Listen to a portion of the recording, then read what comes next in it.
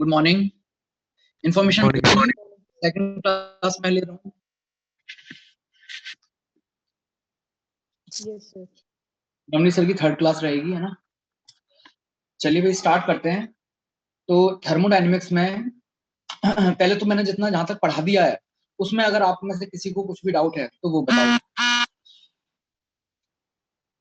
Last Shivam कहां तक मैंने पढ़ा दिया था? सर एडियाबेटिक कंप्लीट हो गया था।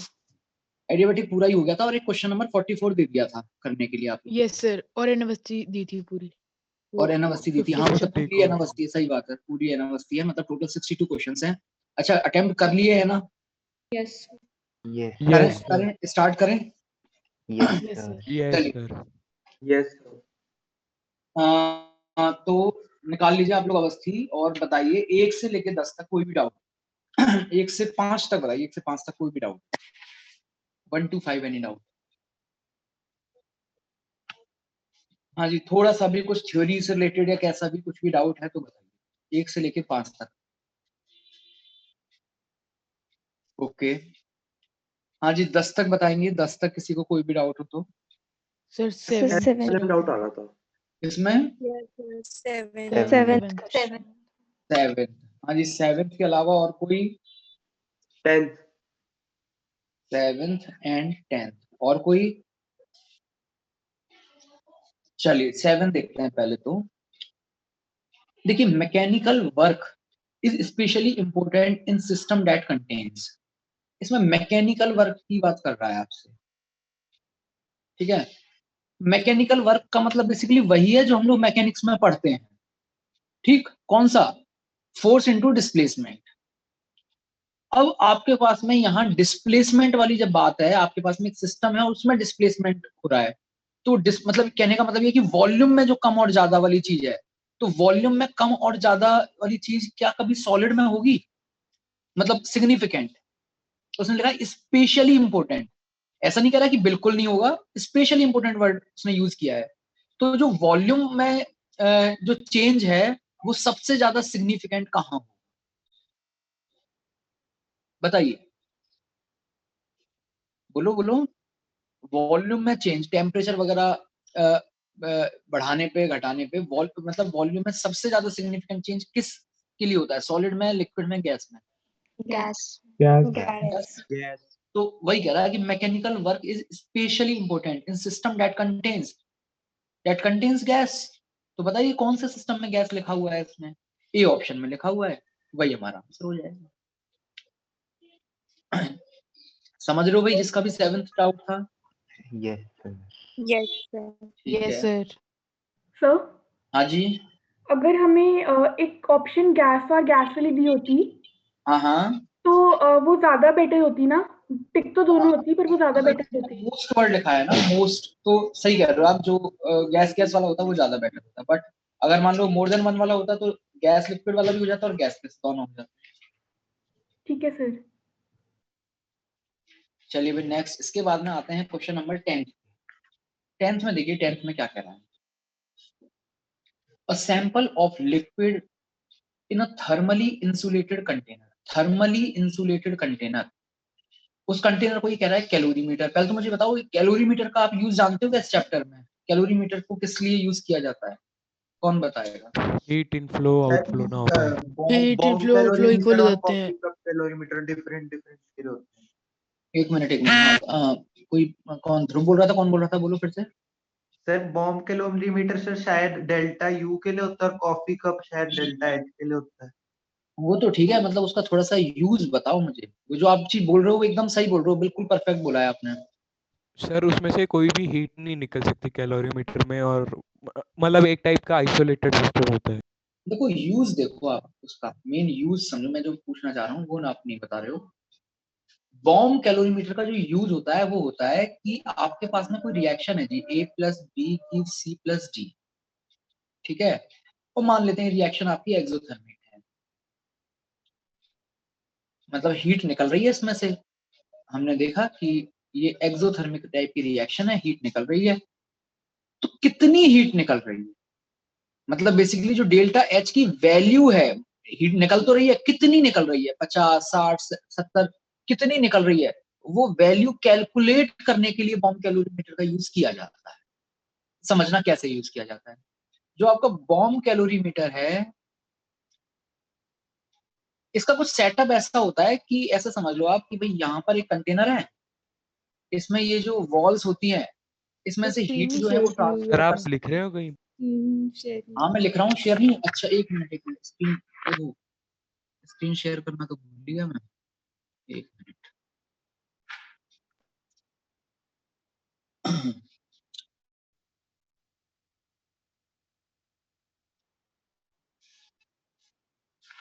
हाँ जी, ये लिख रहा था मैं। अब देखा, फिर से मैं रिपीट कर देता हूँ। आपके पास में एक रिएक्शन है, इसका यूज हम देख रहे हैं, यूज क्या है। कोई रिएक्शन है, वो रिएक्शन आपको पता चल गया एक्सोथर्मिक है। अब हमें ये बताना है कि एक्सोथर्मिक अगर है तो मोलर एंथैल्पी कितनी है, मतलब बेसिकली 1 मोल अगर रिएक्ट कर रहे हैं तो कितना हीट वहां से डिसिपेट हो रहा है, कितनी हीट निकल रही है। वो वैल्यू हमें कैलकुलेट करनी है कि -50, -60, -70 क्या है। इसके लिए हम लोग बॉम्ब कैलोरीमीटर का यूज करते हैं। बॉम्ब कैलोरीमीटर का क्या सेटअप क्या होता है, सेटअप समझिए। एक इस तरीके से क्लोज कंटेनर टाइप होता है, ठीक है, और इसके अंदर हम वो रिएक्शन करवा देते हैं जो कि जिसके लिए हमें डेल्टा एच निकालना है। अच्छा, ये जो कंटेनर होता है ये आपका थर्मली इंसुलेटेड नहीं होता है। कहने का मतलब है कि इसमें से हीट वगैरह जो है बड़ी आसानी से बाहर निकल सकती है। और फिर बाहर क्या होता है, बाहर यहाँ पानी ले लिया जाता है। कोई और सब्सटेंस भी ले सकते हो, बट जनरली पानी ही लिया जाता है बॉम्ब कैलोरीमीटर केस में, ठीक है।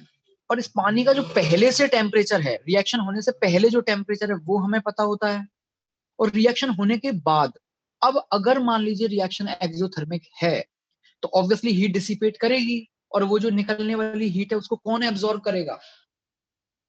हाँ जी, पानी कौन एब्जॉर्ब एब्जॉर्ब कर करेगा? वाटर एब्जॉर्ब करेगा और अपना टेम्परेचर कुछ राइज कर लेगा, T2 तक पहुंच जाएगा। फिर पानी की जो स्पेसिफिक हीट कैपेसिटी होती है वो हमें पता ही होती है। स्पेसिफिक हीट कैपेसिटी कह लीजिए, या जितना भी आपने पानी ले रखा है उसकी टोटल हीट कैपेसिटी कह लीजिए। तो उस हीट कैपेसिटी अगर पहले से पता है, और डेल्टा टी अगर आपको अब फाइनल टेम्परेचर आपने मेजर कर लिया, तो उस हीट कैपेसिटी में डेल्टा टी से मल्टीप्लाई कर दो। ये आपके पास में क्या आ जाएगी, heat capacity into delta T. बोलो, heat capacity into delta T क्या आ जाएगा?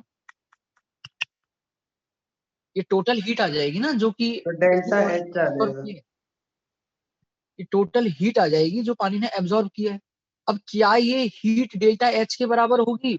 बिल्कुल नहीं होगी भाई बॉम्ब कैलोरीमीटर के केस में, क्योंकि बॉम्ब कैलोरीमीटर का जो सेटअप होता है वो कांस्टेंट वॉल्यूम वाला होता है, कांस्टेंट वॉल्यूम वाला होता है। तो बेसिकली ये जो आपके पास में क्यू होगा, वो क्यू किसको रिप्रेजेंट कर रहा होगा? वो क्यू रिप्रेजेंट कर रहा होगा जी डेल्टा यू को, वो डेल्टा एच बिल्कुल भी नहीं होगा। लेकिन आपको तो डिटरमाइन डेल्टा एच करना था। कैसे करें हम डेल्टा एच? अब इसमें बहुत ही सिंपल है, H is equal to U plus PV है, यस सर, तो डेल्टा एच ऑब्वियसली क्या हो जाएगा, delta U plus delta PV. V कौन सा सर? यहाँ पर ये जो आपके पास में सिस्टम है, इस टाइम सिस्टम क्या है, ये रिएक्शन जो है, इस सिस्टम के लिए इस पीवी को आप थोड़ी देर के लिए एनआरटी कर दो। Delta H is equal to delta V plus delta NRT, ठीक है। तो यहाँ पर जनरली आप लोग जो रिएक्शन करवाते हो वो कांस्टेंट टेम्परेचर पे करवाते हो। कांस्टेंट टेम्परेचर पे जब हम रिएक्शन करवा रहे हैं तो देखिए आपका आर कांस्टेंट है और टी भी कांस्टेंट है। रिएक्शंस के दौरान डेल्टा सिर्फ और सिर्फ किसमें लगेगा, नंबर ऑफ मोल्स में, और नंबर ऑफ मोल्स भी कौन से, which are responsible for volume and pressure, मतलब केवल कौन से, गैसियस नंबर ऑफ। तो ये आपके पास में इक्वेशन जो आती है यहाँ से वो आती है delta H is equal to delta U plus delta N G R T. उसमें हालांकि आर टी जो है उसका डेल्टा से कोई लेना देना नहीं है, चाहो तो उसको बाहर निकाल दो, डेल्टा एन जी, ठीक है। इसमें अब इतना आप जरूर कह सकते हो कि सर अब जब हीट डिसिपेट हो रही है तो उसका भी तो अंदर वाला टेम्परेचर भी तो चेंज हो जाना चाहिए। बिल्कुल होता ही होगा, लेकिन हम लोग जो सिंपल वर्जन पढ़ते हैं उसमें हमें सिर्फ इतना ही पढ़ना है जिसमें टेम्परेचर उसका चेंज हम लोग नहीं मानते।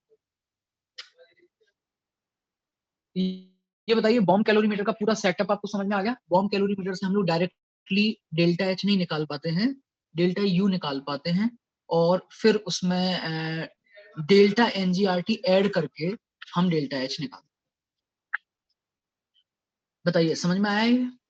यस Yes, ठीक है। sir. क्वेश्चन नंबर 10 में क्या कह रहे हैं? क्वेश्चन नंबर 10 एक्चुअली उसमें तो केवल बॉम्ब कैलोरीमीटर वर्ड यूज हुआ है, वो ये सब कुछ से रिलेटेड क्वेश्चन नहीं है, वो एक डिफरेंट क्वेश्चन है। A sample of liquid in a thermally insulated container, a calorimeter is stirred for 2 hours. 2 घंटे तक आप उसमें एक लिक्विड है उसको थर्मली इंसुलेटेड कंटेनर में आपने ले रखा है और आप उसको हिलाते जा रहे हो। तो कह रहा है बाय अ मैकेनिकल लिंकेज, मतलब ऐसा समझ लो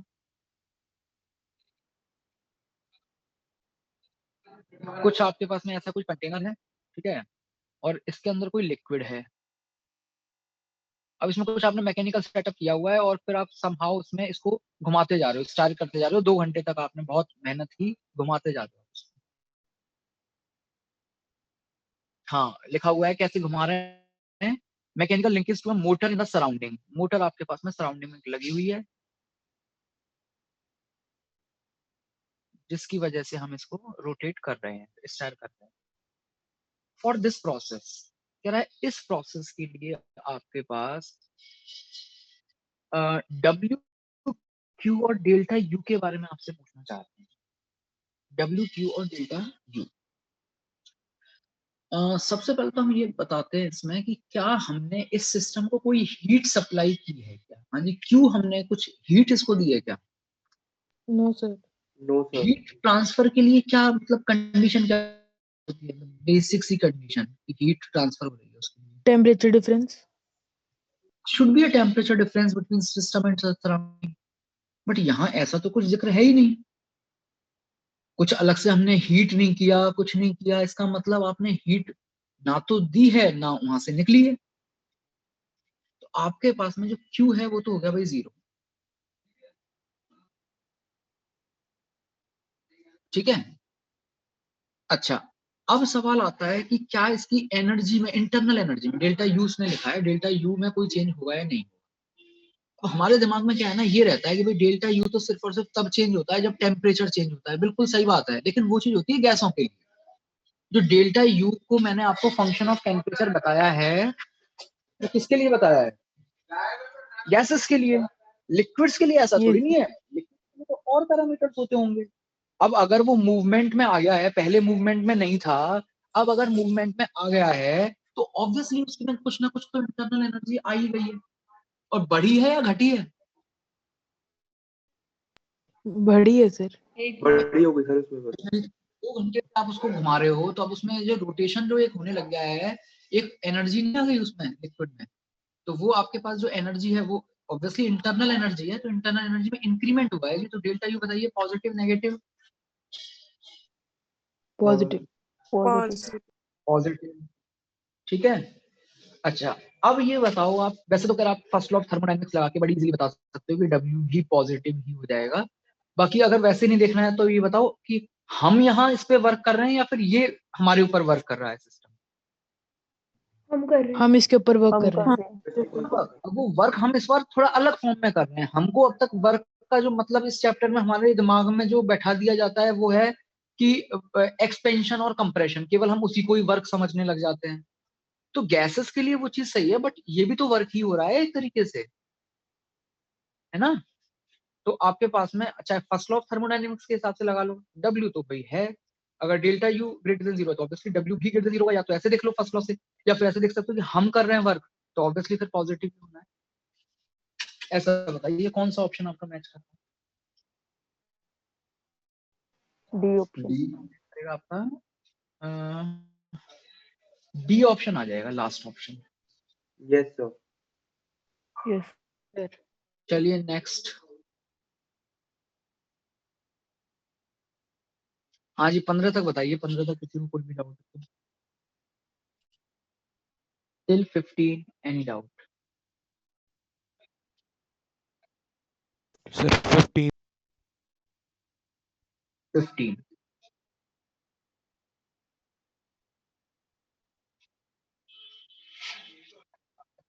हाँ जी 15 देखिए 15 भी अच्छा क्वेश्चन है और जिन लोगों को मैंने पढ़ाया है 11th में थर्मोडायनेमिक्स वहां पे मैंने एक क्वेश्चन से रिलेटेड करवाया है। मैंने इवन उसके 3 केसेस करवाए हुए हैं। इस टाइप के क्वेश्चन के 3 केसेस मैंने करवाए हैं। पहला केस तो था ओपन कंटेनर में, सेकंड केस था जिन लोगों को पढ़ाया हुआ है वो कॉपी में देखना आपको मिल जाएगा। दूसरा था क्लोज कंटेनर में, क्लोज इवैक्यूएटेड कंटेनर, इवैक्यूएटेड।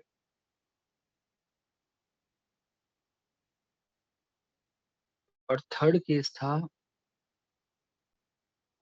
केवल क्लोज्ड कंटेनर। लेकिन यहाँ इतना कॉम्प्लिकेशन नहीं है क्वेश्चन में, यहाँ तो बहुत ही सिंपल वे में उसने हमसे इसमें पूछा है pressure of 1 ATM against a pressure of 1 ATM. ठीक है, मतलब ओपन कंटेनर जैसा सिचुएशन है ये। समझिए जरा हो क्या रहा है यहाँ पर। Against a constant pressure of 1 ATM ये हम कैसे मेंटेन कर सकते हैं? एक मूवेबल पिस्टन लगा करके बड़ी इजीली मेंटेन किया जा सकता है। इस पिस्टन में ऊपर की तरफ कितना प्रेशर लग रहा है? ऊपर की साइड से एटमॉस्फेरिक प्रेशर 1 एटीएम। ठीक है, और अगर नीचे की तरफ कोई गैस है तो ऑब्वियसली वो हमेशा 1 एटीएम पर ही रहेगी। अब समझना हो क्या रहा है यहाँ पर। स्टार्टिंग में एक्चुअली कोई गैस थी ही नहीं, स्टार्टिंग में सिर्फ और सिर्फ लिक्विड था H2O2। लेकिन क्या हुआ ना कि उसमें रिएक्शन स्टार्ट हुई तब आपके पास में O2 थोड़ी सी जनरेट हुई, थोड़ी सी O2 जनरेट हुई, थोड़ा सा वॉल्यूम ऑक्यूपाई करेगी, कुछ प्रेशर उसका आएगा, लेकिन अगर जगह थोड़ी सी है तो प्रेशर थोड़ा हाई होगा, तो हाई होगा तो वो इसको ऊपर की तरफ पुश कर देगी। तो यहाँ पर ये जो O2 जब पुश कर रही है इसको, तो बताइए एक्सपेंड जो हो रही है वो against a constant pressure of 1 ATM हो रही है या नहीं हो रही है? Yes sir. ठीक है, तो अब हमें यहाँ पर उसने आपसे पूछा है जी वर्क डन बताइए। वर्क डन के आगे पीछे कुछ नहीं लिखा है तो ऑब्वियसली हम लोग बाय सराउंडिंग ऑन सिस्टम ही बताएंगे। लेकिन यहाँ तो गैस एक्सपेंड हो रही है, समझ रहे हो आप बात को? गैस एक्सपेंड हो रही है, सिस्टम वर्क कर रहा है, सराउंडिंग नहीं वर्क कर रही है, तो आंसर हमारा जो भी आएगा वो नेगेटिव आएगा। समझ रहे हो बात को? ठीक है, अब वर्क डन जो है उसका तो फॉर्मूला एक ही पढ़ा था हमने, क्या? Minus integral minus minus integral of PDV. P external DV. तो ये बताइए पी एक्सटर्नल इस बार कांस्टेंट है क्या आपका? Yes yes sir. 1 ATM. And what about DV? इस डीवी के बारे में क्या कहोगे? इसका एक पहले से पता है क्या आपको, फाइनल या इनिशियल में से कुछ? गैस का इनिशियल वॉल्यूम क्या था? जीरो। जीरो था सर। जीरो जीरो था। था। V1 तो हमें पता ही है जीरो है, हटा दो उसको। तो इससे ज्यादा सिंपल क्वेश्चन बताइए और क्या होगा? 1 into क्या हम V2 निकाल सकते हैं? बिल्कुल निकाल सकते हैं अगर हमें नंबर ऑफ मोल्स पता चल जाए तो हम फॉर्मूला लगा देंगे कौन सा वॉल्यूम के लिए? NRT अपॉन में अपॉन P। पी। पर एक चीज और अगर आप देख रहे हो तो ध्यान से देखो, ये P तो पहले से ही यहाँ बाहर लिखा हुआ है तो P से P कैंसिल भी हो जाएगा, तो सिर्फ और सिर्फ माइनस NRT आपका आंसर होगा या नहीं होगा? यस यस जब सर। भी होगा वो होगा जी माइनस NRT। तो हमें T तो पता है, R तो हमें पता होता ही है, सिर्फ ये नंबर ऑफ मोल्स का क्वेश्चन रह गया। आपको बस ये बताना है कि अगर 4.5 ग्राम H2O2 लिया है आपने तो O2 के कितने मोल बनेंगे। तो क्वेश्चन अब थर्मो का नहीं बचा, मैंने मोल कॉन्सेप्ट का कन्वर्ट कर दिया। अब आप कर लेना, कर लोगे?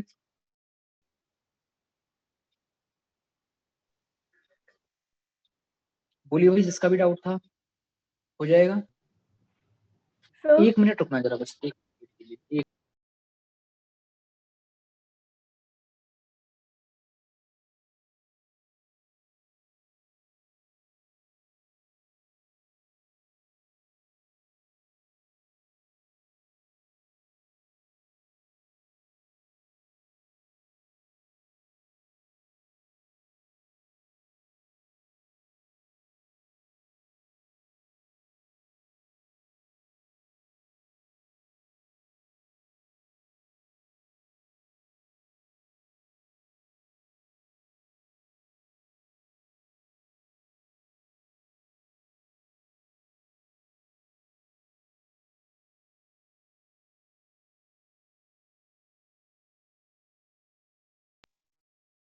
हाँ जी, तो सॉल्व कर लेना, बड़े आराम से आपका आंसर मैच कर जाएगा। तो इसने जूल में पूछा है, जूल में अगर पूछा है तो आंसर जो है आप आर की वैल्यू जो है 8.3 रखना, तो इजीली आंसर आ जाएगा। हाँ जी, गर्ल्स में से कुछ पूछ रहा था। तो वैसे हमें तो लिक्विड का वॉल्यूम चेंज देखना चाहिए था, बट हमने निग्लेक्ट कर दिया ना। हाँ जी, अगर गैस है ना, अगर गैस है तो सिस्टम तो उसके सामने लिक्विड और सॉलिड के जो वॉल्यूम में चेंज होता है वो एकदम ही नेग्लिजिबल होता है। Yes sir. हाँ जी, 20 तक बताइए, 20 तक किसी को कोई भी डाउट?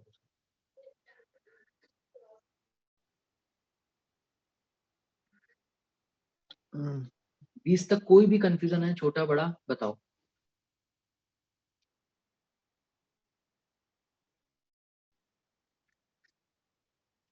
नहीं है सर। नहीं है 20 तक कोई भी, बढ़ जाऊं आगे। हाँ जी, किसी को भी 20 तक नहीं है कोई डाउट? ओके, 25 तक बताइए, 25 तक किसी को कोई भी सर डिफिकल्टी आ रही है? 25। सर 21। 25. एक सेकंड, कोई 21 भी कह रहा है, पहले 21 लिखेंगे उसके बाद 25 पे आएंगे। 21 एंड 25 के अलावा और कुछ है क्या? 23। सर 23 भी था। 23 भी है, ओके। 4 भी बता दूं या वो हो गया है? हो गया सर। बताना है 4? नहीं सर, हो गया था। अच्छा चलो इधर देखो, सबसे पहले तो मैं थोड़ा सा ना कोई साइक्लिक प्रोसेस है, उस साइक्लिक प्रोसेस में वर्क डन का कॉन्सेप्ट आपको बता देता हूँ। अगर एक साइक्लिक प्रोसेस है तो उसमें हम वर्क डन कैसे निकाल लेते हैं। ये है पी, ठीक है, सिंपल एक रेक्टेंगल से समझो आप। एक प्रोसेस हुआ जी ए से बी तक, ए से बी ऐसे ऐसे ये वर्क डन हो रहा है, तो इसका इसमें वर्क डन कितना होगा निकाल सकते हो क्या आप? बताओ कितना होगा? Area under curve. Area under the curve, मतलब यहाँ नीचे जितना भी ये एरिया आएगा, ये नीचे वाला जितना भी एरिया आएगा वो पूरा आपके पास में वर्क डन ए बी हो जाएगा। अच्छा एक चीज और, ये और बताओ मुझे कि वो नेगेटिव होगा या पॉजिटिव होगा? नेगेटिव। नेगेटिव। थोड़ी देर के लिए उसको माइनस में 100 मान लो, कोई दिक्कत नहीं है। अच्छा इसके बाद में बी से सी आए आप कांस्टेंट वॉल्यूम पे, वर्क डन इन B2C क्या होगा? 0। क्योंकि कुछ एरिया अंडर द कर्व होगा ही ना, कांस्टेंट वॉल्यूम है, वॉल्यूम चेंज ही नहीं हो रहा है तो वर्क कहां से होगा गैस में। नेक्स्ट नेक्स्ट आप चलिए सी से डी तक। हाँ जी, इस बार कुछ वर्क होगा क्या? ये सर पॉजिटिव होगा। पॉजिटिव पॉजिटिव होगा, तो ये वाला जो नीचे वाला जो एरिया है वो होगा, उसको प्लस में मान लीजिए 40, और फिर डी से आप ए तक आइए, 0। वो 0 होगा। तो जो नेट वर्क होगा वो आपस में यहाँ -60 हो जाएगा। अब ध्यान से समझिए, आपके पास में 100 किसकी चीज की वैल्यू थी? 100 क्या था? 100 एक एरिया था, कौन सा? कौन से एरिया को आप 100 कह रहे थे?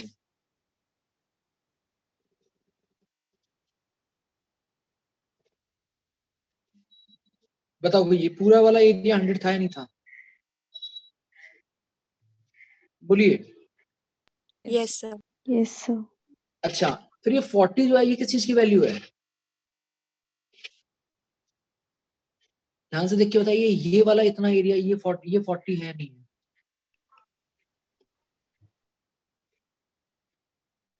ठीक है, तो ये फाइनली आपके पास में जो वर्क डन आया है 60, ये 60 कौन सा एरिया है जी? क्या है ये 60? Area ABCD। ये जो 60 है ना, बेसिकली ये 60 ध्यान से देखिए, ये आपका एरिया एनक्लोज्ड है। Area enclosed. तो किसी साइक्लिक प्रोसेस के लिए, ध्यान से समझना, किसी साइक्लिक प्रोसेस के लिए अगर आपको पीवी ग्राफ दिया हुआ है तो जो एरिया एनक्लोज होता है वही वर्क डन के बराबर होता है। जो एरिया एनक्लोज होता है वही वर्क डन के बराबर होता है। और उस एरिया एनक्लोज में अगर आपके पास में जो एरो है, मतलब जो प्रोसेस है, अगर वो क्लॉकवाइज सेंस में हुआ है, ध्यान से समझना, क्लॉकवाइज सेंस में अगर हुआ है तो ऊपर की तरफ एक्सपेंशन हो रहा होगा, नीचे की तरफ कंप्रेशन हो रहा होगा। तो ओवरऑल मामला अगर क्लॉकवाइज है तो नेट वर्क डन कैसा आएगा? Positive, negative? नेगेटिव। और अगर एंटी क्लॉकवाइज है तो क्लियर है? यहां तक कोई दिक्कत नहीं है किसी को? चलिए भाई, अब हमने अगर इतनी चीज सीख ली, अब क्वेश्चन नंबर 21 में कुछ बचेगा नहीं। क्वेश्चन नंबर 21 देखिए क्या कहता है। आपको एक ग्राफ दे रखा है, अच्छा उसमें क्या है ना, मैं समझ गया आपको क्या दिक्कत लगी होगी। इसमें आपको ऐसा लगा होगा कि शायद तक ये सर्कल है, बट ये सर्कल है नहीं, Ellipse. है ना? वो फिगर के हिसाब से ऐसा लग गया होगा आपको कि वो सर्कल है, बट एक्चुअल में वो सर्कल नहीं है। क्या है? Ellipse. वो इलिप्स है एक, कुछ इलिप्स टाइप में मान लो आप।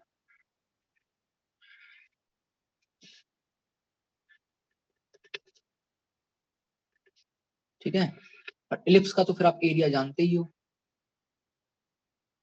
क्या होता है इलिप्स का एरिया? तो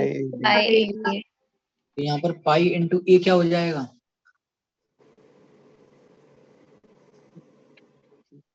होगा ही नहीं? Yes.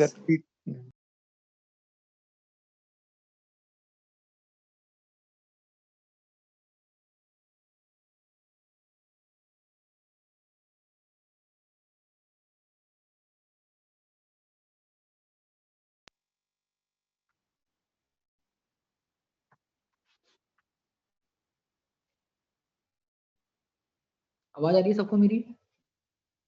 Yes sir, आ रही है। आवाज आ रही है? Yes sir. Yes. sir. हाँ जी। और बी क्या हो जाएगा? P2 minus P1 by 2. तो एरिया का मैग्नीट्यूड तो देखिए आपको पता चल चुका है। अच्छा इसमें ये चीज और बता दो कि V2 माइनस V1 हमने पॉजिटिव लिया है या नहीं लिया, मतलब V2 ज्यादा है या नहीं है, P2 ज्यादा है या नहीं, मतलब ये चीज सही है ना? ठीक, तो ये वाली वैल्यू पूरी तरीके से अगर पॉजिटिव है तो अब आपको ये देखना होगा कि आपका जो एरिया एक्चुअल में आना चाहिए यहाँ पे, वो मतलब वर्क जो आना चाहिए वो पॉजिटिव आना चाहिए, नेगेटिव आना चाहिए। अब वो कैसे पता चलेगा? वो एक्चुअली इस ग्राफ से पता चलेगा ही नहीं, क्योंकि ये ग्राफ, ध्यान से देखिए, ये वीपी ग्राफ। हमने जो क्लॉकवाइज और एंटी क्लॉकवाइज वाली चीज सीखी है वो किसके लिए सीखी है? PV graph. पीवी ग्राफ के लिए। ये पीवी ग्राफ। तो बेसिकली हमें इस वीपी ग्राफ को पीवी ग्राफ में कन्वर्ट करना पड़ेगा, और जब आप कन्वर्ट करोगे तो एक छोटा सा चेंज आपको देखने को मिलेगा। अगर ये इलिप्स अभी वर्टिकल है तो उस टाइम पे हॉरिजॉन्टल टाइप हो जाएगा, और अगर अभी ये क्लॉकवाइज है तो उसमें ये एंटी क्लॉकवाइज हो जाएगा। अगर वीपी में क्लॉकवाइज है वो आप करके देख लेना, तो पीवी में ये एंटी क्लॉकवाइज हो जाएगा। अगर एंटी क्लॉकवाइज हो जाएगा तो बताइए आपके पास में बटन पॉजिटिव आना चाहिए, नेगेटिव आना चाहिए? पॉजिटिव। पॉजिटिव। तो आंसर मैच कर जाएगा क्या हमारा? यस। नेक्स्ट 21st के बाद में किसी ने पूछा था 23rd देखते हैं।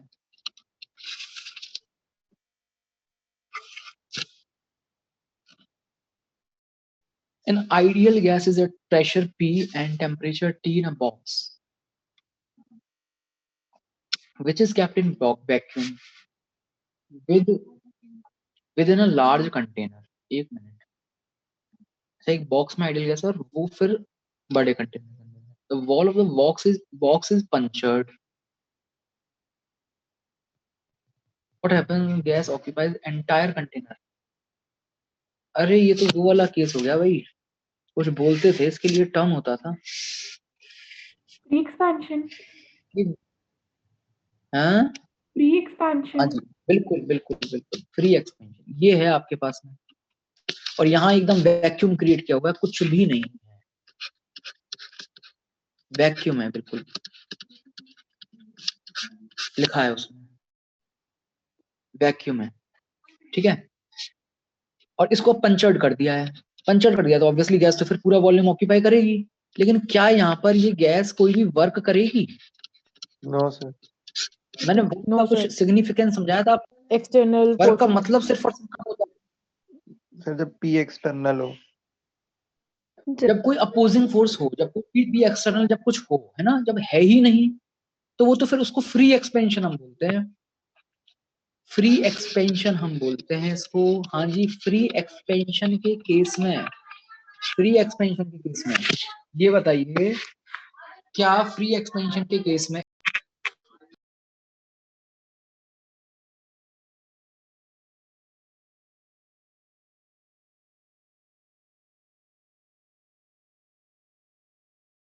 सर आपकी ऑडियो चली गई।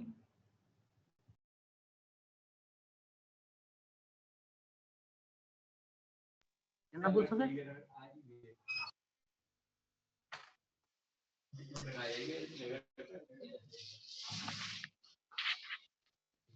हेलो, हाँ जी, आवाज आ रही है क्लियर? Yes sir. यस ठीक।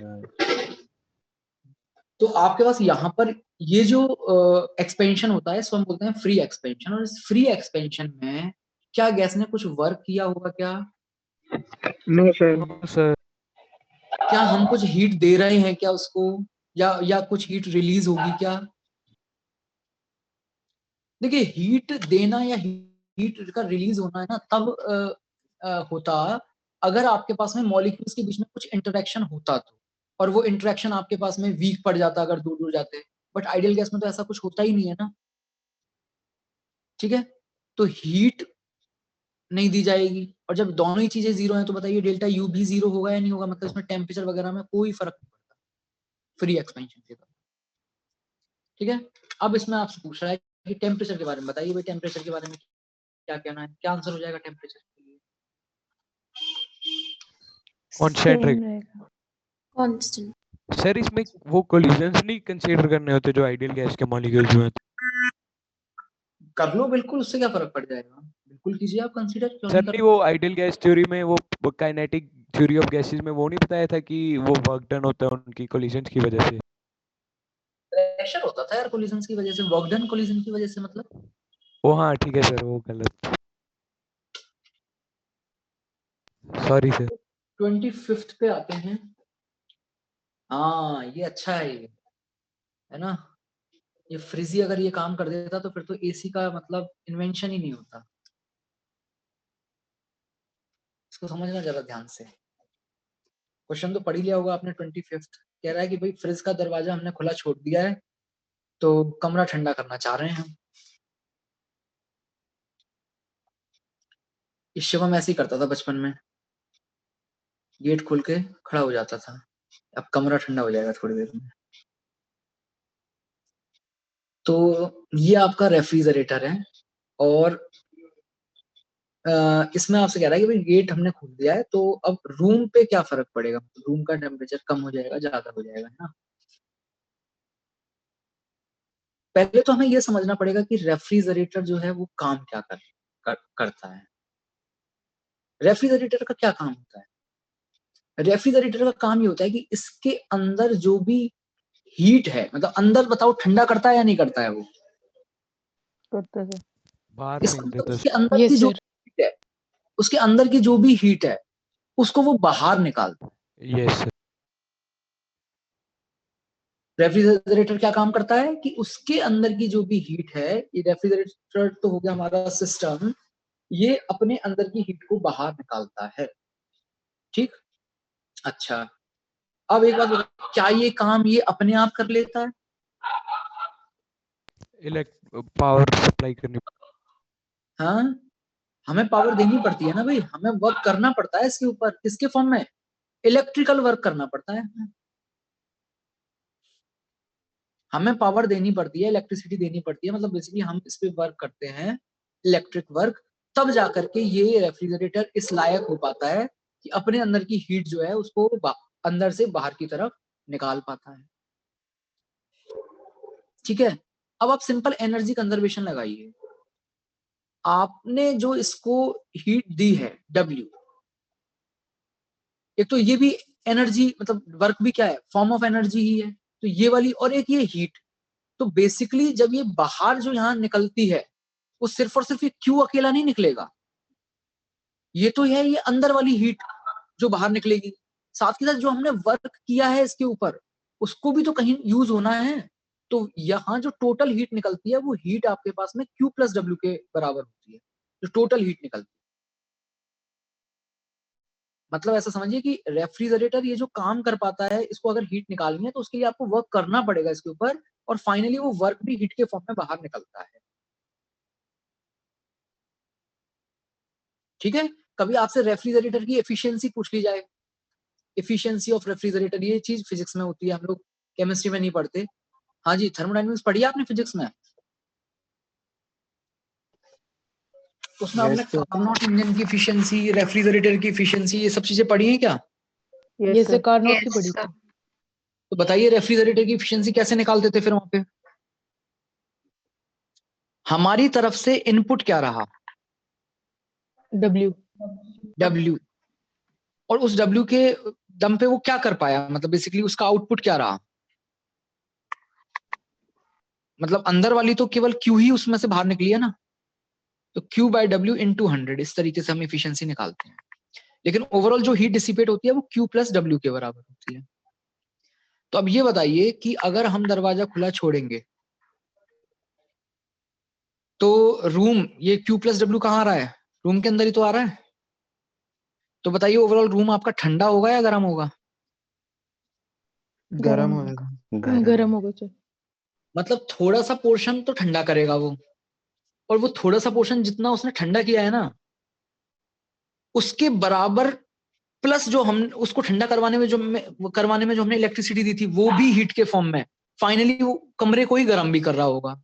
कमरे का थोड़ा सा हिस्सा ठंडा और थोड़ा सा हिस्सा गर्म, लेकिन गर्म वाला हिस्सा ज्यादा गर्म, तो ओवरऑल आपके पास में वो बेसिकली क्या कर रहा होगा? गर्म कर। सर एक बार ये बता दो वापस से, W निकला क्यों बाहर? W निकला क्यों बाहर? आपके Yes, पास sir, जो- बताइए कि जो वर्क हमने किया है उसका यूज कैसे, कहाँ हुआ, मतलब सर जो हीट एनर्जी इसके अंदर स्टोर थी उसको बाहर निकालने में। बाहर निकालने में ना, तो मतलब Yes. बाहर निकलवाओ तो सही फिर उसको, मतलब समझे नहीं, मैं कैसे समझाऊंगा उसको। हीट जो क्यों निकल रही है वो तो जो उसके अंदर थी वो वाली हीट निकल गई, यस सर। ठीक है। तो जो W आपने दिया वो भी तो समहाउ मतलब बाहर तो निकलेगा ना, मतलब वो अंदर ही अंदर थोड़ा रह जाएगा W। मतलब अगर आपसे पूछा वो W फिर गया कहाँ अल्टीमेटली, तो वो भी हीट के फॉर्म में ही बाहर निकलता है। जो आप इलेक्ट्रिसिटी के फॉर्म में जो वर्क करते हो वो हीट को तो बाहर निकालता है, खुद भी हीट बन करके ही बाहर निकल जाता है। Okay sir. ठीक है, यस सर, आगे चलो। चलिए नेक्स्ट। हाँ जी 30 तक बताएंगे, 30 तक किसी को कोई भी डाउट हो तो। Sir 29 yes sir 29। Yes, sir, 29. और कोई? 29 वैसे बहुत इजी क्वेश्चन है, आप लोग पता नहीं सर 27 भी है पर वो आप बोल रहे थे गलत ही है ना? वो गलत नहीं है। 27 में तो चक्कर ये है, नहीं ये पूछ तो लिया प्रियंका ने, दो बार क्यों पूछ रहे हो? ये सर वो था पहले। इसका आंसर बी और सी दोनों सही है। Okay sir. सर 30th भी है मेरा डाउट। सर 30th डाउट है मेरा। हाँ जी 30th, 29 और बस। चलो फिर पहले 29 देख लेते हैं। इधर देखो,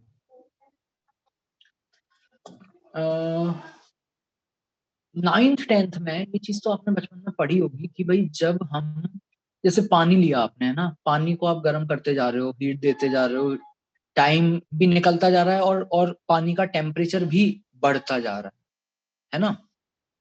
जैसे जैसे हीट देते जा रहे हैं, समय के साथ जैसे जैसे हीट देते जा रहे हैं, तो टेम्परेचर उसका पानी का बढ़ता जा रहा है।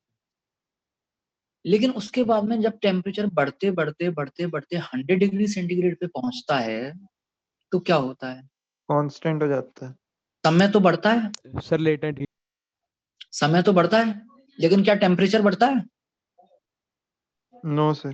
टेम्परेचर No, नहीं sir, बढ़ता। no, जब तक फेज चेंज हो रही होती है तब तक टेम्परेचर नहीं बढ़ेगा। वो टेम्परेचर आपका 100 डिग्री सेंटीग्रेड मेंटेन्ड रहेगा उसका, जब तक पूरा का पूरा पानी उड़ ना जाए। अगर पानी की एक बूंद भी है, टेम्परेचर उसका 100 डिग्री सेंटीग्रेड ही होगा। ठीक, समय तो निकलता जा रहा है, टाइम तो पास होता जा रहा है, लेकिन टेम्परेचर नहीं राइज कर रहा है। अब तक राइज कर रहा था 100 तक, उसके बाद नहीं करेगा। अच्छा, इसके बाद में अगर आपने पूरा एकदम बूंद बूंद सब कुछ आपने इवेपोरेट कर दिया और फिर भी अगर आप हीट दिए जा रहे हो, तो बताओ फिर से टेम्परेचर राइज करना स्टार्ट हो जाएगा या नहीं हो जाएगा? बोलो। yes, sir. ठीक है। अब आपके पास में क्या है, पानी नहीं लिया है जी, आपने लिक्विफाइड ऑक्सीजन ली, लिक्विफाइड ऑक्सीजन। तो अब आप सोचोगे कि भाई ऑक्सीजन तो गैस के फॉर्म में होती है, बिल्कुल होती है। अगर हम रूम टेम्परेचर की बात करें, मतलब 1 एटमॉस्फेरिक प्रेशर और लगभग 25 डिग्री सेंटीग्रेड पे जो ऑक्सीजन होती है वो ऑब्वियसली गैस होती है। लेकिन उसने जो स्टार्टिंग में लिया है ना, वो 50 केल्विन पे लिया है, तो आप समझ सकते हैं टेम्परेचर कितना कम है, और हो सकता है कि उस टेम्परेचर पे वो लिक्विड में रहती हो, कोई बड़ी बात नहीं है। अब वो कह भी रहा है लिक्विफाइड ऑक्सीजन, तो हमें मानने में कोई दिक्कत नहीं है। मतलब स्टार्टिंग में 50 केल्विन टेम्परेचर था, और 50 केल्विन टेम्परेचर पे जो आपके पास ऑक्सीजन है वो लिक्विड स्टेट में थी। अच्छा, इसको लेके कहां तक जाना है?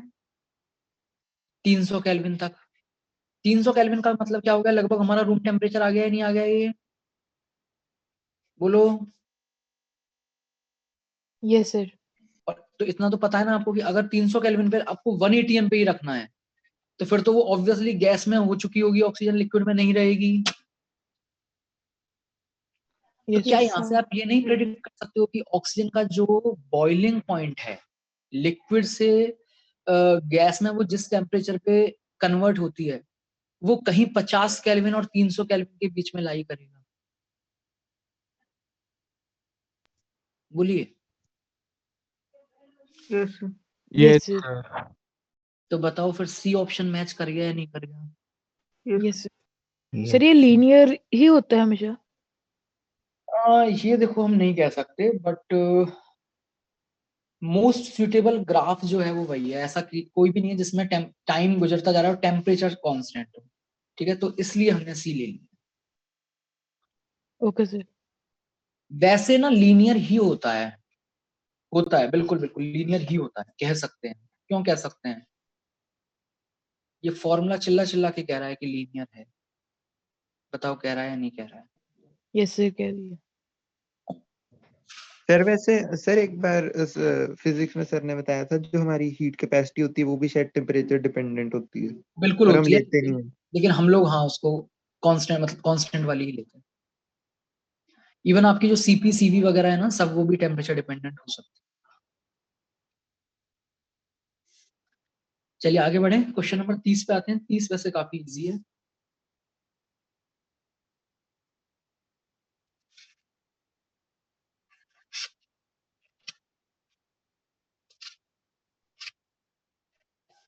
सर 30th में बस यही डाउट है, आइसोबारिक और आइसोथर्मल वाले में ही डाउट।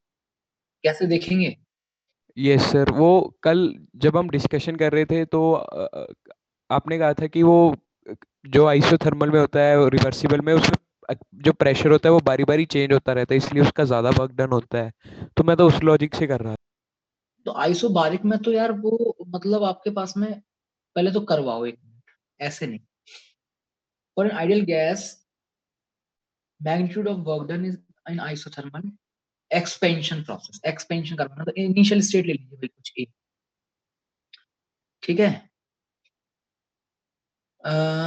उसमें जो तुम्हारा कंफ्यूजन आया ना वो बिल्कुल सही है, लेकिन तुमने थोड़ा सा ना कम सोचा उसमें। अगर थोड़ा ढंग से सोचते तो काम हो जाता। आपको ऐसा लगा होगा कि भाई इरिवर्सिबल वाला जो है वो एक तरीके से आइसोबारिक ही तो है, ये कहना चाह रहे हो ना तुम? बोलो। हाँ सर, मैं इससे सोच के आ है ना, गया। इरिवर्सिबल वाला जो है वो आइसोबारिक ही तो है, और उसमें तो आपके पास में कम ठीक है होता है। सर, समझ गया, मैं गलती समझ गया अपनी। क्या गलती समझे? पर वो इरिवर्सिबल वाला उसका पी एक्सटर्नल होता है ना, ये अंदर वाले प्रेशर की बात कर रहा है मेरे। हाँ, ये आपस में गैस स्टार्टिंग में जिस प्रेशर पे उस पे, तो इससे ज्यादा तो कुछ हो ही नहीं सकता, ये आएगा आइसोबारिक का तो प्रेशर। ओके सर, ठीक है सर। जबकि उस वाले गैस में क्या होता था, फाइनली गैस जहां आ जाती थी वो वाला प्रेशर हुआ करता। ठीक है, ओके सर। चलिए भाई 35 तक बताइए, 35 तक किसी को कोई भी डाउट हो तो। Any doubt till 35? नंदनी 35 तक कोई भी डाउट? सर मेरे को 35 में वो नहीं समझ में आया, सी से ए का क्यू हीट कैसे निकाली है? क्या क्या क्या? सी से ए तक की हीट कैसे निकाली? सी से ए तक की हीट कैसे निकाली? पीवी ग्राफ है, हीट कैसे निकाली, वर्क डन इंटरनल एनर्जी में चेंज भी हो रहा है। अगर वर्क डन और इंटरनल एनर्जी में चेंज निकाल लिया तो शायद वहां से निकाल ली होगी कुछ। ये सर, पर यहाँ पे पी के बारे में कोई कमेंट नहीं किया हुआ और इनिशियल वॉल्यूम भी नहीं दी हुई, तो प्रॉपर वैल्यू कैसे आ गई? NCP delta T sir. CP delta Yes, T sir. Constant pressure. लोग क्या भाई, एनसीपी डेल्टा टी से सीपी तो पता चल ही जाएगा। F/2 आर सीवी होता था, F/2 + 1 आर जो है वो सीपी होगा। मोनो एटॉमिक के लिए F कितना होगा, 3। कर लोगे? सर ये एनसीपी डेल्टा टी वैसे आया अभी, वही वो फर्स्ट लॉ ऑफ थर्मोडायनेमिक्स लगाया हमने। नहीं, कांस्टेंट प्रेशर है ना यार। आपका जो सी से ए वाला प्रोसेस है या ए से सी वाला प्रोसेस है वो आइसोबारिक है नहीं है? Yes sir.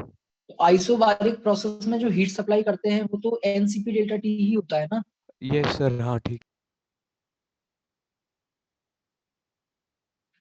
ठीक है, सर मुझे एक डाउट था इसी में। बोलिए। सर अगर हमारे पास बाकी सारे वैल्यूज दी होती जिसकी P और V दे देते, तो फिर हम यहाँ पे वो कर सकते थे, मतलब इंटरनल एनर्जी और वर्क डन का सम करके निकाल दें सीधा ही। मतलब वो भी तरीका होता है, कई क्वेश्चन में वैसे करना होता है हमें, वो डिपेंड करेगा कि आपके पास डेटा में क्या क्या दिया हुआ है। वैसे में नोट्स में क्वेश्चन था, वो समझ ही लगा उसमें ना, मतलब कौन सा मेथड लगाना चाहिए कौन सा नहीं, तो फिर मतलब कैसे देखने कौन सा मेथड लगाना चाहिए कौन सा नहीं। तो ऐसा है ना, वो क्वेश्चन के पे डेटा पे डिपेंड करेगा ना कि किस तरीके से करेंगे इसको। ऐसा कोई फिक्स थोड़ी नहीं है कि मतलब ऐसा ही करना है। आपका जो भी क्वेश्चन है, तो आपको पूरा क्वेश्चन बताओ या मुझे व्हाट्सएप पे सेंड कर देना, मैं देख के बता दूंगा कि उसमें क्या पर्टिकुलर उस क्वेश्चन में क्या करना है। ये सर मैं व्हाट्सएप पे सेंड कर दूंगा फिर। चलो भाई 40 तक के डाउट 40 तक बताइए, 40 तक कोई डाउट हो तो। नहीं है सर। No. कोई डाउट नहीं 40 तक? बहुत नो बढ़िया। सर। No sir. हाँ भाई, कृति गोयल, आवाज आ रही है? कृति, Yes. 11th में भी वैसे करवाया था, बट अभी जैसे दोबारा रिवीजन किया है तो थोड़ा कॉन्फिडेंस आ गया था में। ये सब पर सर ना, वो जो थ्योरी वाले क्वेश्चंस होते हैं ना, बस उनमें थोड़ा सा कंफ्यूज हो जाता हूँ। थ्योरी वाले जो क्वेश्चन है, अच्छा। और अभी जो आपने 50 तक किए इसमें ऐसा कुछ थ्योरी वाला ऐसा नहीं मिला आपको? नहीं सर, जैसे वो 25 था वो रेफ्रिजरेटर वाला, वैसे हाँ, टाइप हाँ। वाले हैं। अच्छा अच्छा, तो ठीक है, वो तो कम ही होता है, मतलब ऐसा नहीं है कि उनका नंबर कोई ज्यादा होगा। सर न्यूमेरिकल बेस तो हो जाते हैं। ठीक है ठीक है ठीक है। चलिए भाई 45 तक बताइए, 40 के बाद कोई सर भी वो डाउट? 44 ही है। 44 ही नहीं हुआ तुमसे, जो कि कल क्लास में ही हो जाना चाहिए था। नहीं सर, वो मैं तो सर फॉर्मूला लगा के कर दिया था डायरेक्ट, मैंने तो। हो गया है तुम्हारा? या नहीं सर, नहीं हुआ है उससे? मुझे वो फॉर्मूले के बिना नहीं समझ आ रहा है कैसे करना है। कौन सा फॉर्मूला लगाया 44 में तुमने? सर वो बड़ा सा था सर, अब तो मैं भूल गया उसको। छोड़ो एक छोड़ो सेकंड। छोड़ो छोड़ो छोड़ो, इतने बड़े बड़े फॉर्मूले नहीं याद करने, इधर देखिए कैसे करेंगे। ध्यान दीजिए सब लोग, क्वेश्चन नंबर 44 पे। With what minimum pressure a given volume of an ideal gas, CP दे दिया है जी आपको 7/2 आर। तो ऑब्वियसली सीवी 5/2 R होगा, तो ऑब्वियसली गामा 7/5 मतलब कि 1 पॉइंट कितना 4। कौन सी गैस है ये? Mono, di, tri? Die.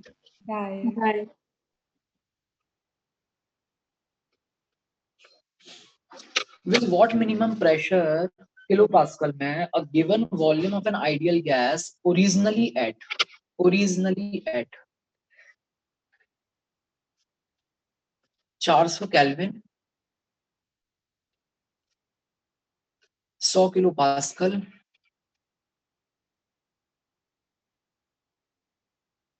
can be compressed। इसको कंप्रेस करना है, कैसे करना है?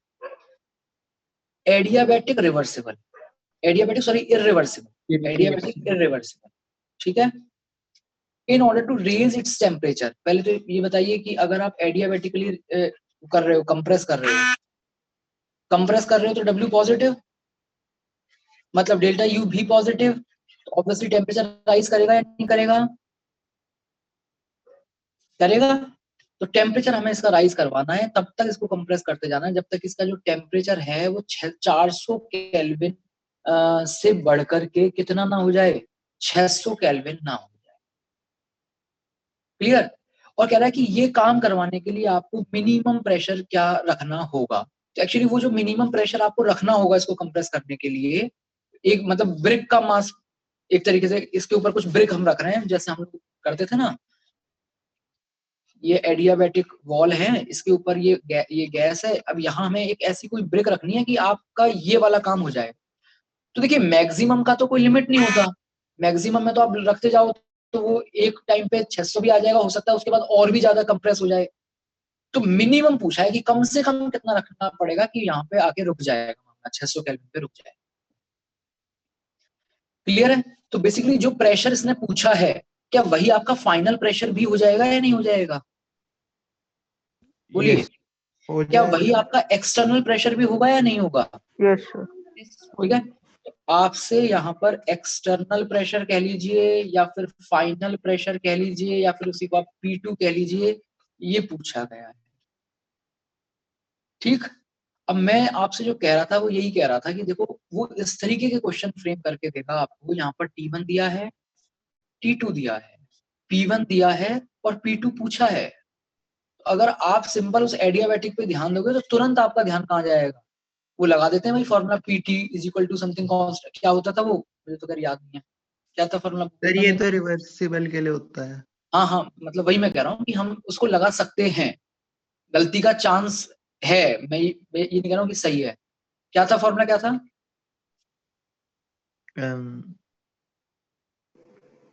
अरे भाई मेरा भूलना जो है वो चल जाएगा, आप लोगों का भूलना नहीं चलेगा, आप लोगों को तो याद होना चाहिए। रिपीट कर दो, क्या पूछ रहे हो? जैसे PV की पावर गामा कांस्टेंट होता था ना एडियाबैटिक में। सर वो तो ड्राइव कर T की पावर गामा P की पावर 1 minus gamma T की पावर गामा। हाँ जी, तो ऐसा हमें लग सकता है अगर हम ध्यान ना दें चीजों पे, इरिवर्सिबल पे अगर हम ध्यान ना दें तो हम ये वाला फॉर्मूला लगा करके और इक्वेट करके और फटाफट T2 निकालने का ट्राई कर सकते हैं। लेकिन अगर ऐसा आपने किया तो वहीं आपका क्वेश्चन गलत हो जाएगा। ठीक है,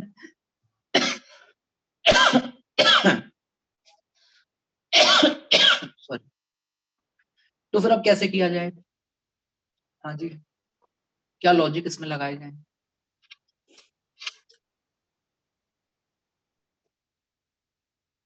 सोचिए, ज्यादा टफ नहीं है, वैसे कर सकते हैं। देखो आपके पास में डेल्टा U जो है वो बताइए वर्क डन के बराबर होगा या नहीं होगा? Yes sir. yes sir हमेशा ही होगा एडियाबैटिक अगर है तो। अब डेल्टा U को आप कहते हो क्या?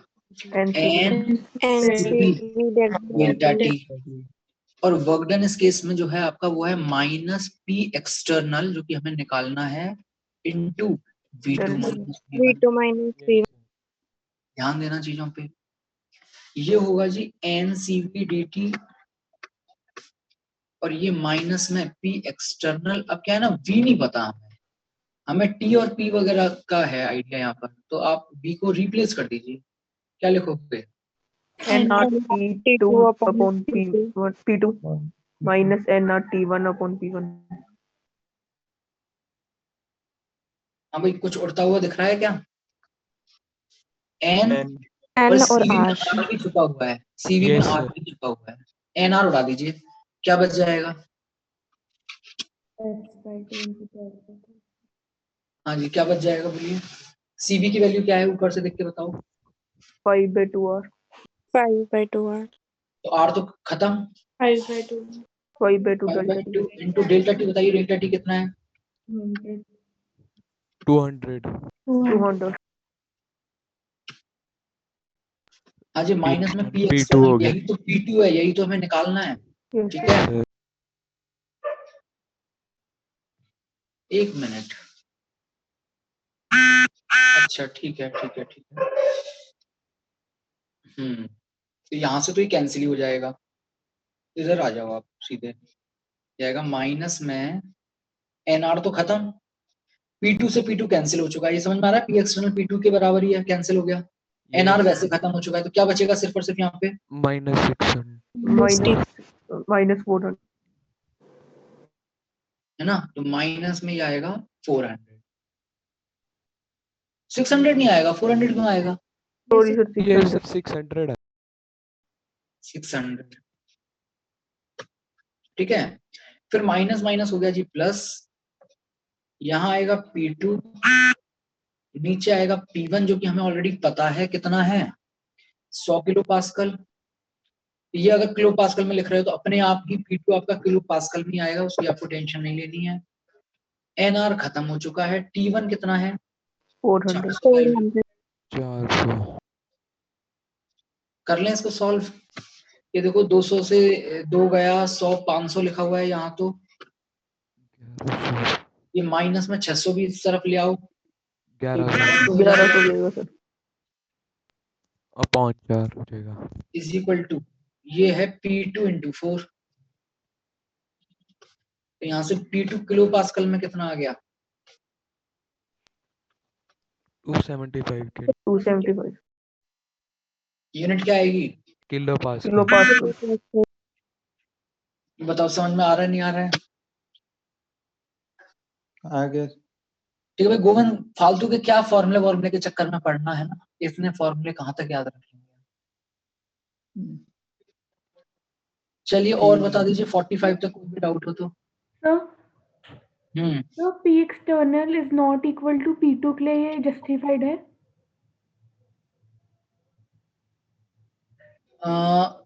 उस टाइम पे क्या आपका प्रोसेस एडियाबेटिकली इरिवर्सिबल प्रोसेस है?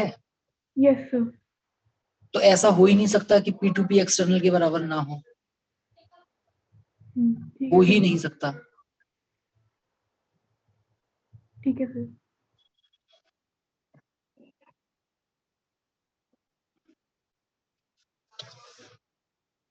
चलिए लास्ट 50 तक बता दीजिए, 50 तक किसी को कोई भी डाउट हो तो। सर 49 उसमें डाउट नहीं है, एक चीज पूछनी है छोटी सी। 49 में एक चीज पूछनी है, पूछो चीज क्या है? सर जैसे इस क्वेश्चन में हम एनसीपी डेल्टा टी तो नहीं लगा सकते ना, डेल्टा एच का फॉर्मूला? लगा सकते हो, बट सीपी आपको मिक्सचर के लिए निकालना पड़ेगा, क्योंकि यहाँ पर जो सीपी है आपको वो इंडिविजुअल दिया हुआ है। सर वो तो निकल जाएगा सर, पर यहाँ पे प्रेशर कांस्टेंट ही नहीं है। उससे नहीं फर्क पड़ता ना, डेल्टा एच डिफाइंड उस तरीके से है। प्रोसेस के लिए डेल्टा मतलब वो कांस्टेंट है नहीं कांस्टेंट है उससे कोई फर्क नहीं पड़ता। सर मतलब जैसे कोई भी हमारे पास ग्राफ अगर होते हैं। प्रेशर कांस्टेंट, सुनो मेरी बात सुनो, अगर प्रेशर कांस्टेंट होता ना तब तो डेल्टा एच हीट सप्लाइड के बराबर हो जाता है। अगर प्रेशर कांस्टेंट है तो फिर डेल्टा एच जो होता है डायरेक्टली उस केस में तो क्यूपी के बराबर हो जाता है, जो भी हीट सप्लाई आप करोगे। Okay sir. ठीक है, बाकी डेल्टा एच तो निकाल ही सकते हैं। तो बजाय आप इसमें वो मिक्सचर के लिए पहले सीपी निकालो फिर वो करो, इससे अच्छा तो बेटर यही है कि आप दोनों के लिए अलग अलग करके और वैसे निकाल लीजिए। यस सर, वैसे किया था, वही पूछे थे एनसीपी। हाँ जी, 50 तक नहीं है और कोई डाउट? आ जाए लेवल 2 पे। यस चलिए फटाफट लेवल 2 भी फिनिश करते हैं। लेवल 2 में बताइए 1 से लेकर 10 तक कोई भी डाउट हो तो। Level 2 any doubt till 10? Sir मेरा फर्स्ट है डाउट। इसमें फर्स्ट है डाउट में। तो समझ नहीं आया मुझे, क्या कहा? फर्स्ट है सर मेरा डाउट, फर्स्ट 1। बस क्वेश्चन नंबर 1। ओके, देखो फर्स्ट में क्या कह रहा है।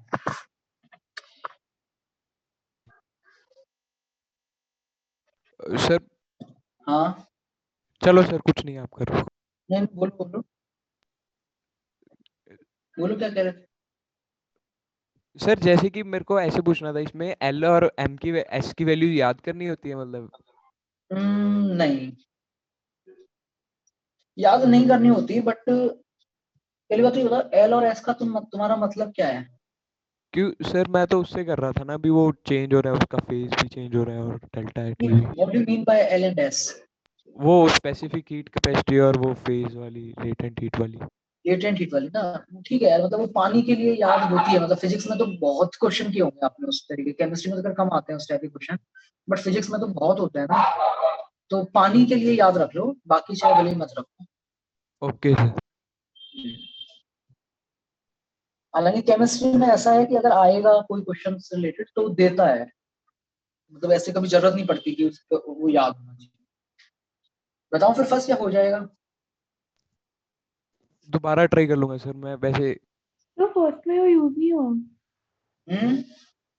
फर्स्ट में नहीं यूज हुआ। कोई बात नहीं, वो उसने वैसे पूछा होगा, मैंने फर्स्ट भी क्वेश्चन भी नहीं देखा। चलिए और सर बताइए।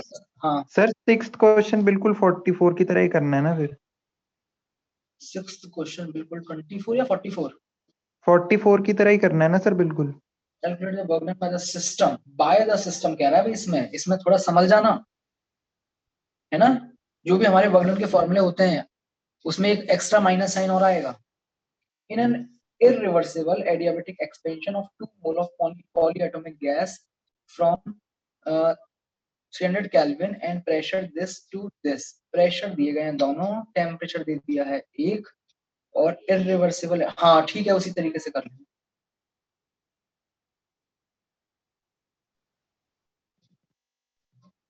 ठीक है सर 7th बता दो, 7 नहीं हुआ मेरे से। Excuse me sir. हाँ जी, सर आपने परसों के लेक्चर में कहा था ना कि लिक्विड के लिए सीवी और सीपी डिफाइन नहीं होता। मैंने ये नहीं कहा था डिफाइन नहीं होता, मैंने कहा था सेम होता है। ठीक है सर। फिर अगर सीवी लिखा है तो कंफ्यूजन के लिए लिखा होगा, अगर स्पेशली लिखा है तो। अगर लिक्विड के लिए लिखा।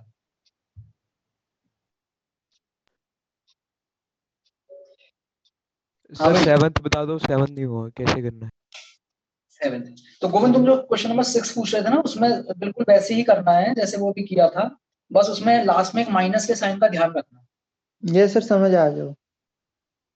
चलिए 7 देखिए। 7th में 7th किसका डाउट है? मन्नत, तुम्हारा डाउट है क्या? यस सर मेरा भी है। ठीक है।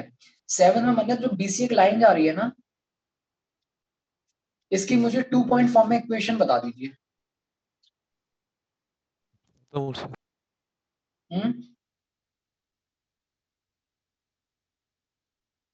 2 पॉइंट फॉर्म में इक्वेशन क्या होगी?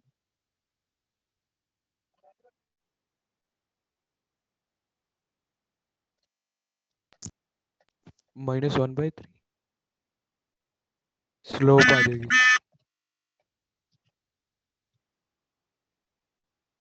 हाँ तो इक्वेशन बोलिए। y की जगह p है और x की जगह b है, बोलिए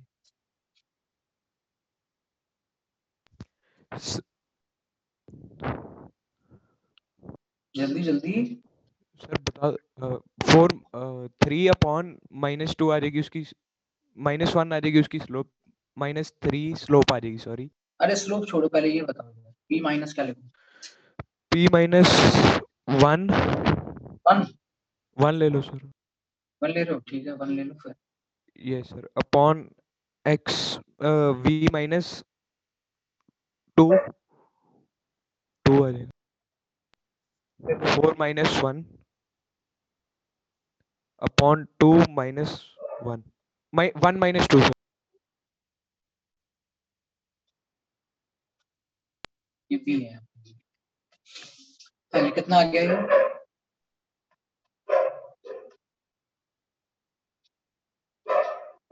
सर v -1 आएगा।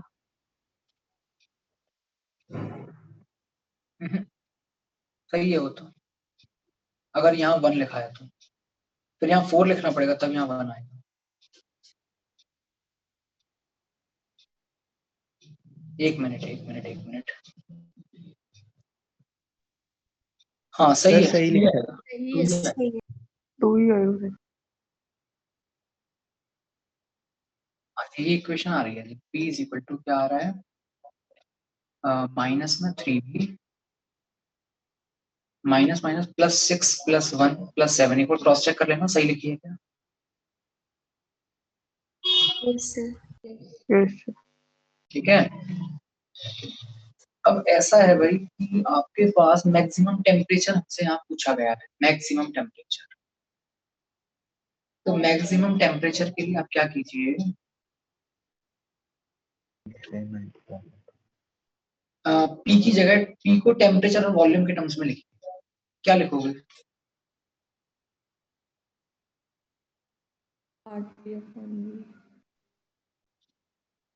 इज इक्वल टू -3v + 7, है ना। तो यहाँ से आपका जो T है वो आ जाएगा क्या, -3v² r प्लस में 7v/r।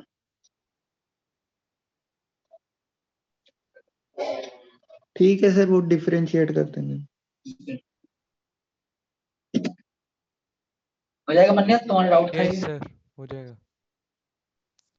नेक्स्ट 10 तक और कोई डाउट?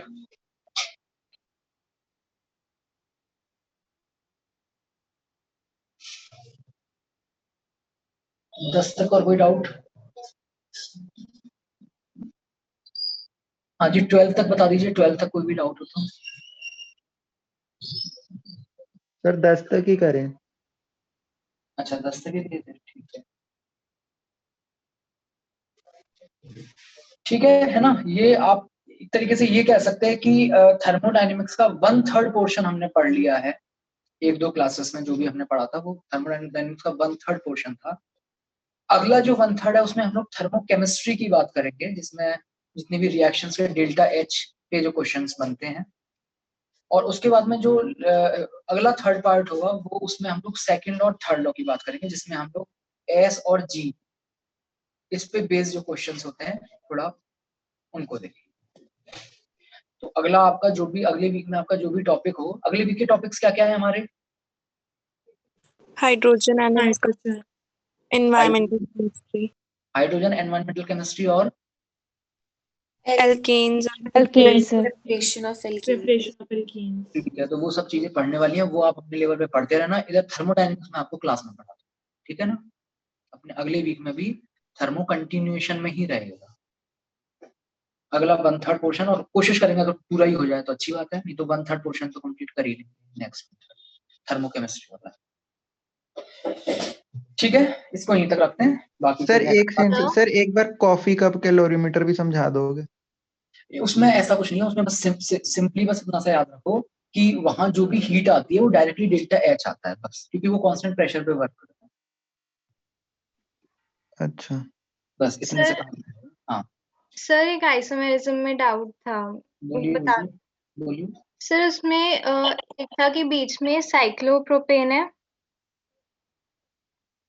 और हर एक कार्बन पे क्लोरोसाइक्लोप्रोपेन अटैच्ड है। क्लोरोसाइक्लोप्रोपेन, एक सेकंड। Yes sir.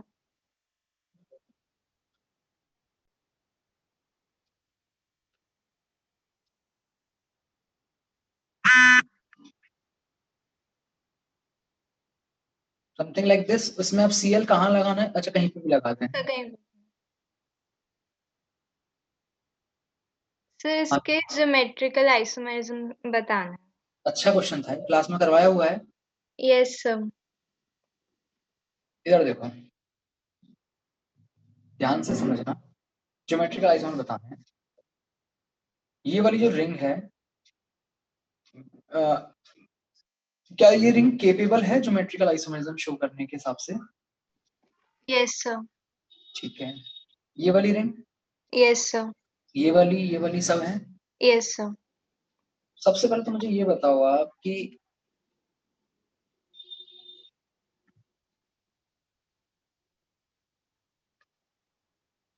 इसके कितने ज्योमेट्रिकल आइसोमर हुआ करते थे?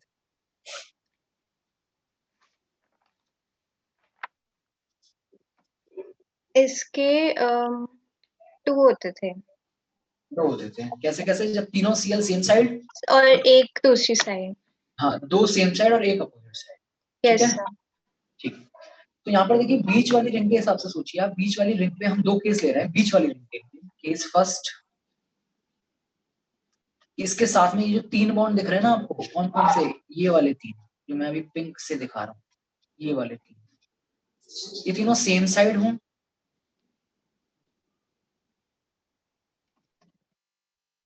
और केस 2 क्या है?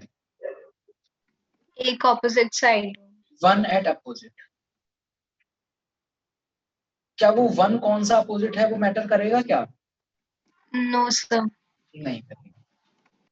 चलिए, अब जब ये तीनों सेम साइड हैं तो अब आ जाइए इस वाली रिंग पे। इस वाली रिंग पे आपका जो ये Cl है, ये 2 पोजीशन ऑक्यूपाई कर सकता है या नहीं कर सकता है? Yes sir.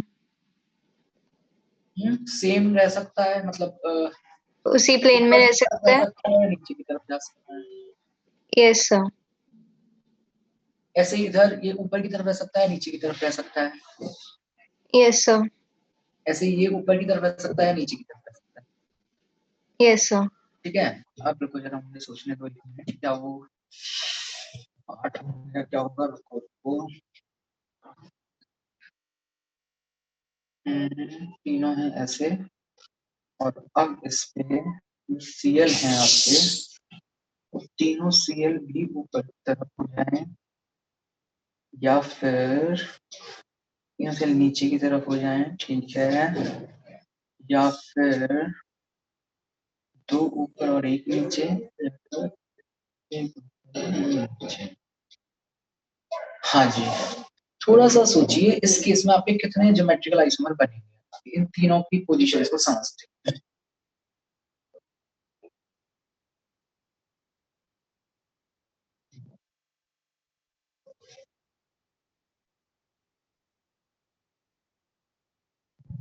देखना सिखाऊं? Yes sir. थोड़ा 3D में एक फिगर हम बना रहे हैं, एक बिल्डिंग बना रहे हैं 3D में।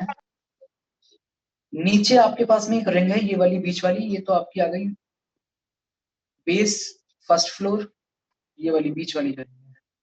और अब सेकंड फ्लोर पे क्या है कि ये तीनों रिंग जो है वो थोड़ी थोड़ी ऊपर है, क्योंकि ये वाला जो बॉन्ड था वो हमने ऊपर की तरफ ले लिया। समझ रहे हो बात को? Yes sir. 3D में है तो थोड़ा समझ जाना आप उस हिसाब से। मतलब ऐसे है कि मतलब यहाँ पर इस वाले पे तो ये वाली रिंग थी, और ये वाली जो तीनों रिंग है वो कहीं थोड़ा इस लेवल पे, ठीक है। Yes sir. अब इस वाली रिंग पे जो 3 Cl है, तीनों रिंग पे जो 3 Cl है, क्या हो सकता है? तीनों Cl और ऊपर निकल जाएं, तीनों के तीनों Cl ही और भी ऊपर की तरफ जा रहे हैं। Yes sir. हो गया, तीनों Cl ऊपर और ऊपर। Yes sir. हाँ जी, अगला केस क्या हो सकता है? तीनों Cl नीचे।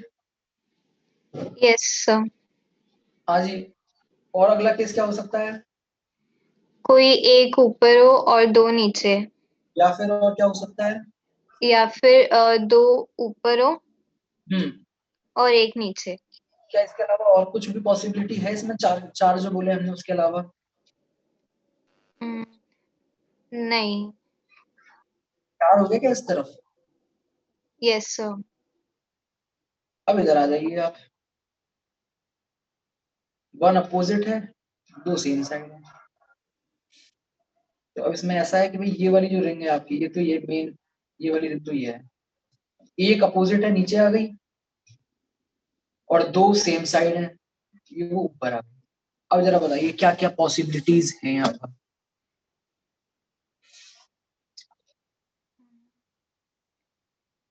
जो ऊपर वाला जो ऊपर वाली 2 रिंग हैं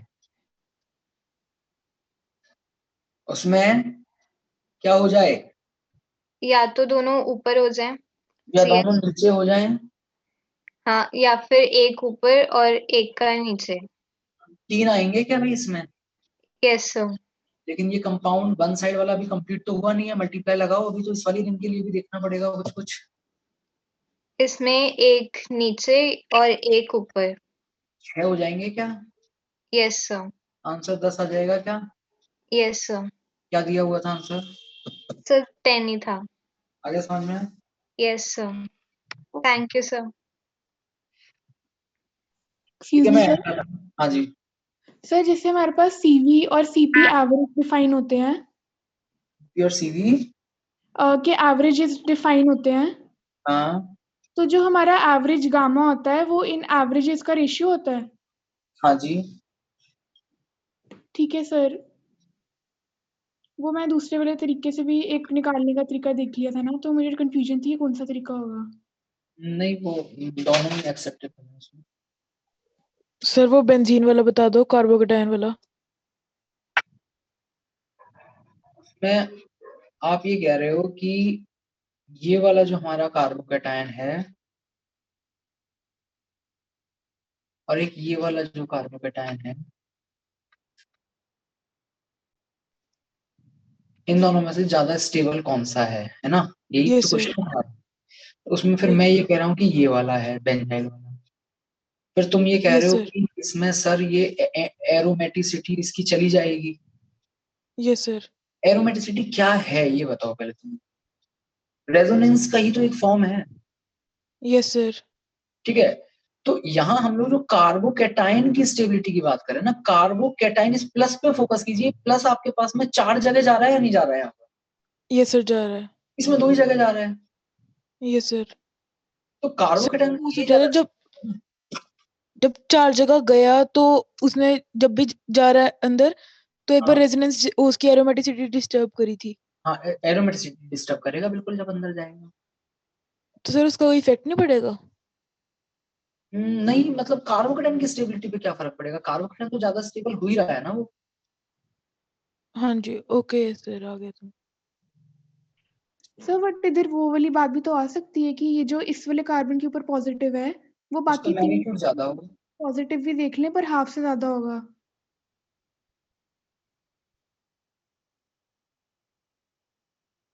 क्या कह रहे हो? ये जो एक कार्बन का पॉजिटिव है वो हाफ से भी ज्यादा होगा राइट साइड पे। वो परसेंटेज, वो तो हमने एक पर्टिकुलर कंपाउंड के लिए वो चीज बताई थी आपको। इसके लिए वो चीज होल्ड करती है नहीं करती वो कैसे कह सकते हो? वो शायद फिनॉल के लिए या किसी के लिए बताया था, मुझे याद आ रहा है।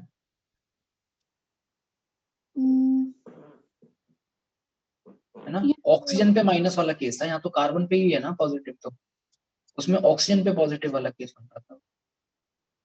पॉजिटिव या नेगेटिव कुछ वैसा था। मुझे लगा इधर भी हमारा वो लग जाएगा। नहीं, यहाँ प्लस चार्ज जो है किसी में भी जाओगे आप तो कार्बन पे ही जा रहा है, तो वैसा कुछ नहीं है। ठीक है सर। और सर स्टेबिलिटी ऑफ कार्बोकेटायन होता है जो हाइपर कॉन्जुगेशन पे नहीं डिपेंड करता? इसने कहा नहीं करता सर वो जो रूल्स मतलब नोटबुक में था ना उसमें नहीं, तो उसमें जो लिखा है वो ये लिखा है, carbocation stability of carbocation is directly proportional to plus I and plus M, inversely proportional to minus I and minus M. यहाँ मैंने एच नहीं लिखा है, इसका मतलब ये थोड़ी नहीं कि एच होता ही नहीं है, बिल्कुल करता है डिपेंड। Okay sir. यहाँ तो हम आई और एम को कंपेयर कर रहे थे। एक्चुअली एच में ऐसा नहीं है ना कि प्लस एच और माइनस एच करके कुछ होता है, वहां तो ऐसा है नहीं। सर वो एक बेसिक स्ट्रेंथ वाले में भी डाउट था सर। अब बाद में देखेंगे उसको। Thank you sir. Thank you sir.